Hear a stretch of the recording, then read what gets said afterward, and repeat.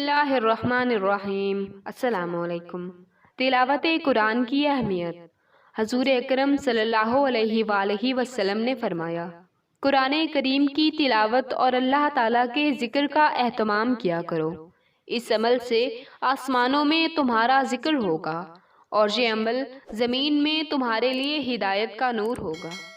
یعنی اگر ہم قرآن پاک کی تلاوت کریں گے تو اسے سمجھنے لگیں گے، ہم صراط مستقیم پر چلنے والوں میں سے ہو جائیں گے۔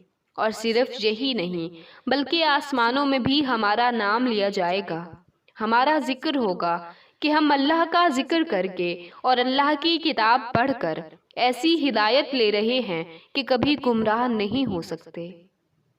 رسول اللہ صلی اللہ علیہ وآلہ وسلم نے فرمایا، مسلمانوں تم کو بشارت ہو کہ قرآن کا ایک سرہ خدا کے ہاتھ میں ہے اور ایک سرہ تمہارے ہاتھوں میں ہے، بس لازم ہے کہ تم اس رسی کو مضبوط پکڑو، کیونکہ اگر تم ایسا کرو گے تو نہ ہلاک ہوگے نہ کبھی گمراہ ہوگے۔ قرآن پاک ہمارے لیے برکت ہی برکت ہے، اس کی تلاوت سے ہماری یہ دنیا ہی نہیں سنورے گی بلکہ اس سے ہماری قبر و آخرت میں بھی نور ہی نور پیدا ہوگا۔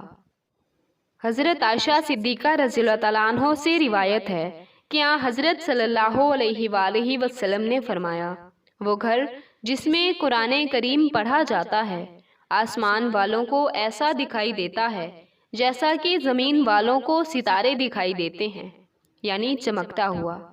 تو صرف آخرت میں ہی نہیں بلکہ قرآن پاک اس دنیا میں بھی ہمارے لیے نور ہی نور ہے۔ اللہ تعالیٰ تمام مسلمانوں کو قرآن پاک کی تلاوت کرنے، اس کو سمجھنے اور عمل کرنے کی توفیق عطا فرمائے، آمین۔ وما علینا الا البلاغ المبین۔